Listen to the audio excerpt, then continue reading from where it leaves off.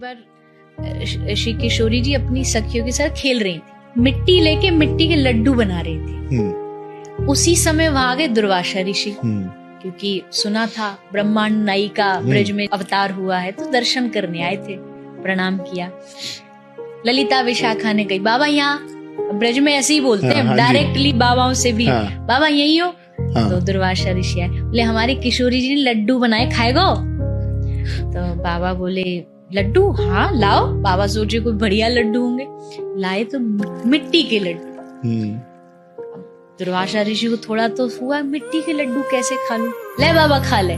तो उन्होंने बड़े डरते हुए लिया और सोचा थोड़ा इज्जत रह जाए, लाज रह जाए, थोड़ा सा लड्डू लेके मुंह में डाला और जैसे डाला, आहा, मतलब कभी जीवन में ऐसा कुछ खाया पाया नहीं उन्होंने। आनंद में भर गए और आशीर्वाद लिया, लाली तेरे हाथ में अन्नपूर्णा है, जो तेरे हाथ का बना भोजन पाएगा उसकी लंबी दीर्घायु हो।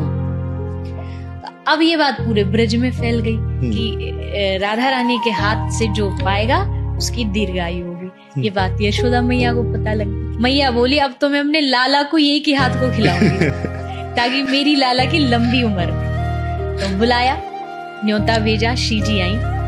श्री जी ने आके बहुत बढ़िया भोजन बनाया, ठाकुर जी ने पाया। एक बार श्री किशोरी जी अपनी सखियों के साथ खेल रही थी, मिट्टी लेके मिट्टी के लड्डू बना रही थी। उसी समय वहां गए दुर्वासा ऋषि, क्योंकि सुना था ब्रह्मांड नायिका ब्रज में अवतार हुआ है, तो दर्शन करने आए थे।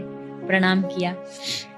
ललिता विशाखा ने कही, बाबा यहाँ ब्रज में ऐसे ही बोलते हैं डायरेक्टली बाबाओं से भी, बाबा यही हो? तो दुर्वासा ऋषि आए, बोले हमारी किशोरी जी ने लड्डू बनाए, खाएगो? तो बाबा बोले लड्डू, हाँ लाओ। बाबा सोचे कोई बढ़िया लड्डू होंगे, लाए तो मिट्टी के लड्डू। दुर्वासा ऋषि को थोड़ा तो हुआ, मिट्टी के लड्डू कैसे खा लूं, ले बाबा खा ले। तो उन्होंने बड़े डरते हुए लिया और सोचा थोड़ा इज्जत रह जाए, लाज रह जाए, थोड़ा सा लड्डू लेके मुंह में डाला और जैसे डाला, आहा, मतलब कभी जीवन में ऐसा कुछ खाया पाया नहीं उन्होंने। आनंद में भर गए और आशीर्वाद लिया, लाली तेरे हाथ में अन्नपूर्णा है, जो तेरे हाथ का बना भोजन पाएगा उसकी लंबी दीर्घायु हो।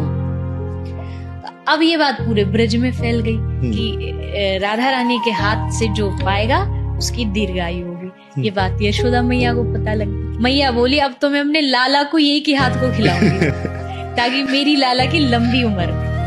तो बुलाया, न्योता भेजा, श्री जी आई। श्री जी ने आके बहुत बढ़िया भोजन बनाया, ठाकुर जी ने पाया।